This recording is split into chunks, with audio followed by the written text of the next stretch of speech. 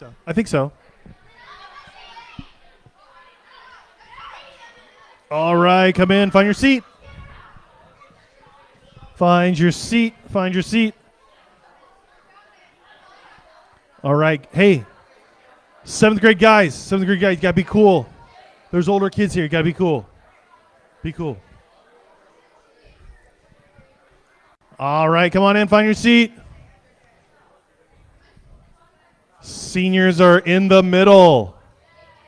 The middle is middle school. Find a seat, Joel. What are you doing? That's not a seat. That's like a ramp. There's a whole ramp. There you go. Right here. Here you go. I got a couch over there. I could put like 12 young ladies on it. I don't know. Maybe 5. Hey, Steve, is this loud enough? It's number 1 on the far side if it's not. Is it okay? Ashton, come sit here. Sit by Jeremiah. That's not a seat. Come on. Sit by Jeremiah right here. All right. Okay. Let's get started. Tonight, you are going to burn your legs out. They're going to be so sore. Come sit. Okay, you can't now. Young lady sat there. Cameron's coming back. Okay. We'll find. Over here. Right here. Right there. Right there. My man Ash. What? You're fine. No. Go sit down over there. This is not a seat. Go. Go. Right there. There you go.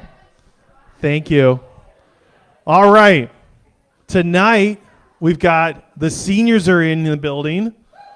This is, I know, they're kind of lackluster in their response because this is middle school. And how do we respond in middle school? Yeah. Well, we didn't, it was kind of mixed, but that was louder. I like that. All right. A couple of just housekeeping. Where are my girls at that ordered books? Which one? Was it the white one? The white one. There you go. All right. And then who wanted the gospel mark? Was that you? I don't think she's here tonight. We'll find it. I'll find her. Which one did you want? Here's this one. Here. Come get that one. Right on. Okay, so tonight the seniors are going to come up. Let me grab the verse that I want to talk about. What? Okay. Who's trying to airdrop me? Stop it now. Is that Jack? Oh, I don't remember. Okay. Okay. I wanted to read this verse in light of what we're going to do tonight, okay? This is from the book of 1 Peter. Pastor Peter talked about this morning, or today, I guess, in his sermon. It says, since therefore Christ suffered in the flesh, arm yourselves with the same way of thinking. Who is my mother? Guys, I'm reading God's word. Hold on a sec. I can't do it right now. Okay. Since therefore Christ suffered in the flesh, arm yourselves with the same way of thinking. For whoever has suffered in the flesh has ceased from sin, so as to live for the rest of the time in the flesh, no longer for human passions, but for the will of God. So he's talking there about this relationship that Christ has won for us. And what we're going to do tonight is middle schoolers. We are going to hear from the seniors. I believe there's 3 volunteers tonight.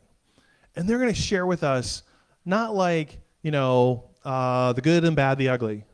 What they're going to share with us is their story about how they came to an understanding of who Christ is, what he's accomplished, and what he is doing in their lives. Now, these are seniors in high school, okay? They were just recently middle schoolers.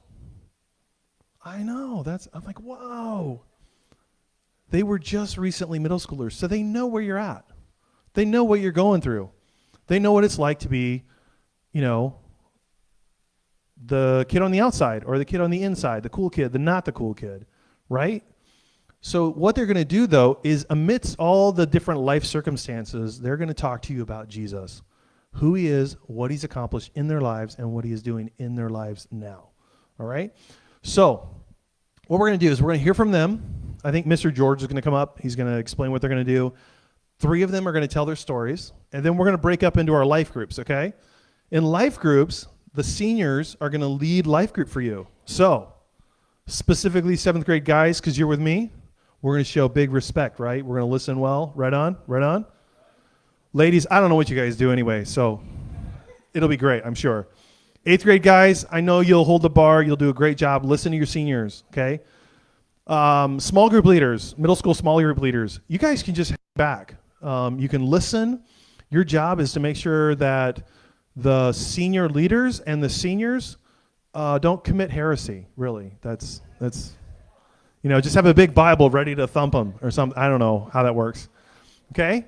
Any other questions, comments, snide remarks? Tell your snide remarks to your friends afterward. Mr. George, come on up.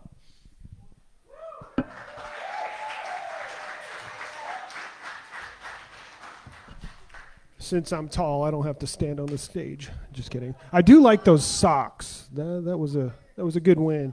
I'm still in high school. Yes, I have never matured. That's twice in one night I got a cheers. That's awesome. All right, you guys excited about this? All right, so all the seniors are like, yes. So let me tell you, I've been working with seniors, I believe, 7 years at North Hills. And every single year, this is the most exciting thing, one of the most exciting things we do. I love this part. Like Josh shared so eloquently, this is something that the seniors can give to you guys. This is a gift. I'll tell my story probably a little later this year, but part of my story is I didn't get any of this. I found Jesus when I was like 23. So listen to what these seniors have to say. Take it to heart. If you have questions, when you get into small group, I mean, legit questions, not like, do you like girls? Don't ask that because, that'd be a rhetorical question. But if it's a serious question that you want to know, what's it like to be a senior? What are you going to do next year? There were I was in last year, I was in Paul's group. Good man right there. Those 7th grade boys asked some really deep questions. They had me scratching my head. So again, take advantage. This is for you guys right here. So take advantage of it. So let's have Mia, Sam, and Jack come up here, please. Sorry. I do that to Henry all the time. I'm so sorry. And he's so cool about it. I got Babbitt's kids on the brain. There's only like 12 of them. So, all right, who's going first? Oh, you were volunteered. Awesome. All right. Give it up for my seniors right here, please.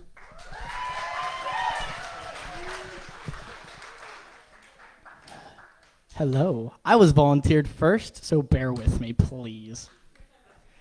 So I'm Henry. I was born and raised in a Christian home, grew up coming here, but never really understood when I was younger the concept of being saved, accepting Christ as my Savior.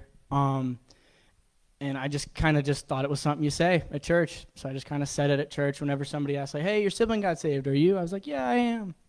And it just I just said that a lot, and the guilt of saying that because I knew I wasn't saved just grew and grew and grew until I just didn't feel loved by God. Couldn't understand why God would love someone like me for lying about my salvation. And so one night I went to a worship night here at Alive, and it just got unbearable. And I had to go talk to my life group leader, Peter. Shout out to Peter. And he was able to just talk me through being saved. And I gave my life to Christ that night. And I've been living for him ever since. So, yeah.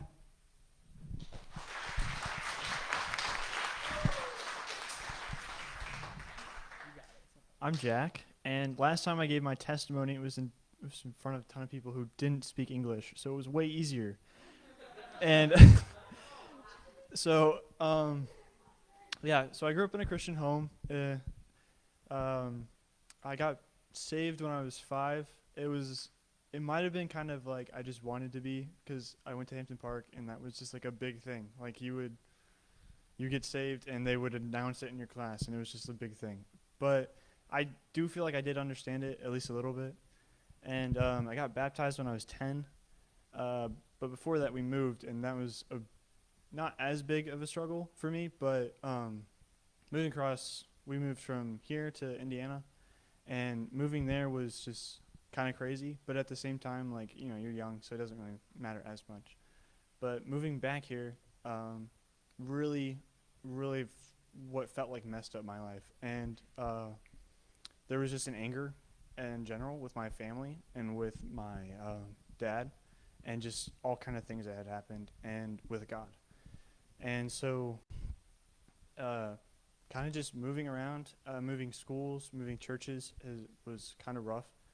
But at the same time, this place was amazing, and it helped me grow a lot and helped me heal. And it's just kind of great since. But yeah, and I try to grow every day and just be better.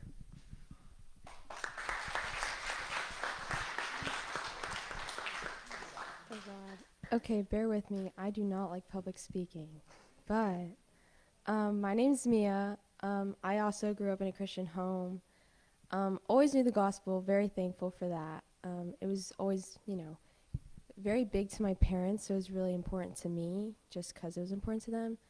And as I grew up, I realized that my faith isn't my parents' faith, so I had to go and find that on my own.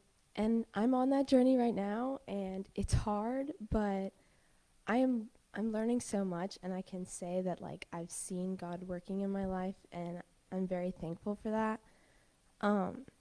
One big thing I struggled with just all throughout middle school, elementary school, was just friendships.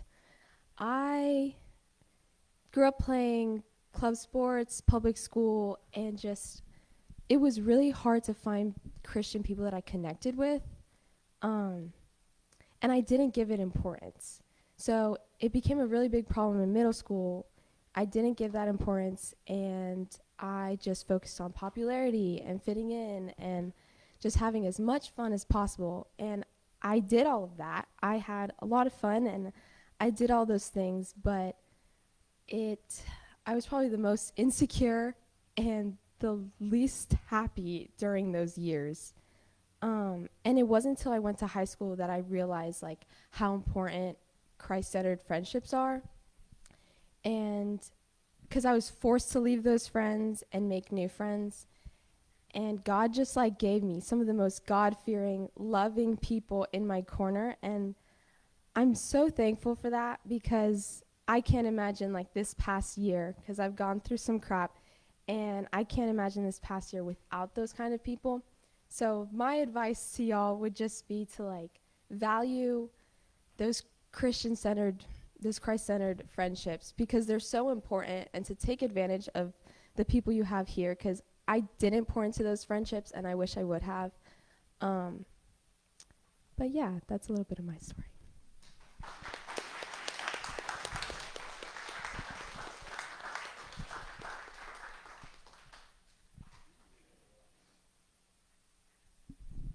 Oh, you guys did great. Oh, how far can I walk? All right. So I want to ask you some questions, because I can. So I know you haven't been in Alive that long, but if you've been in Alive, what is the one thing that you take away from the Alive experience, or that you enjoyed the most about the Alive experience? Life group. I love life group. Life group is the best thing, and I'm probably biased because my aunt has always been my leader, but I love life group, just being able to get close to those girls and just talk about all the stuff that you have to go through. It's very helpful. So yeah. Growing on different retreats and stuff, I think was it brings a lot of people together, and you might not always be with those people all the time. I have a ton of 11th grade friends that necessarily I didn't get to see, but once we did retreats and stuff, it brought us all together. So that was really good, and I'd take advantage of that if I were you. Definitely the people in your life groups, whether it's leaders or just the guys or girls that are in there, those can be some of the best friendships y'all make ever. And even those life group leaders, y'all can be super close to your life group leaders, and it's just awesome. And I want to say, yeah, the retreats are really good too. If you haven't go to Woodlands, I recommend Woodlands. So this is kind of a repetitious question, but so looking into next year, and you may not have figured that out yet. Surprisingly, a lot of seniors in high school don't know what they're going to do next year. But going into next year, what's the one thing in your life that God's taught you that you hold on to, like a principle or a verse or something like that? That's not a trick question.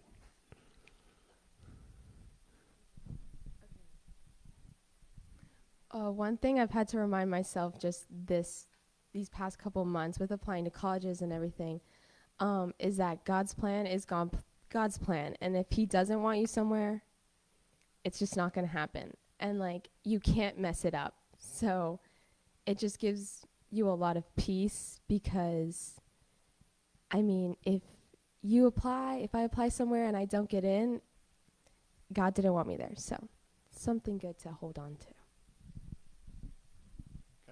Kind of along the same lines, just like that God is always with you, like no matter what you're doing, and through the dark times, through the good times, He's there, and that can be just really comforting.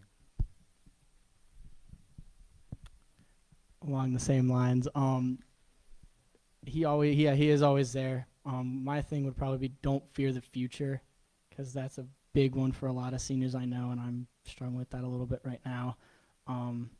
And it's a lot, but just don't fear the future. Worry about today. It's enough to worry about. Josh, how much time do we have? I was going to 22 minutes? Wow. Okay. Well, we'll cut that a little short. No, are there any specific questions out here? Middle schoolers, any specific questions?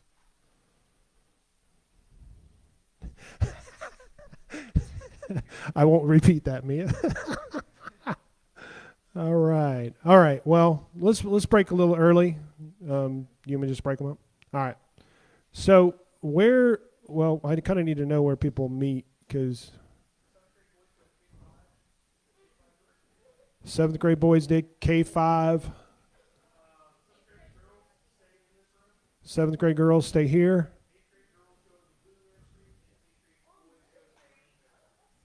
So 8th grade girls, blue nursery. 8th grade guys, green nursery.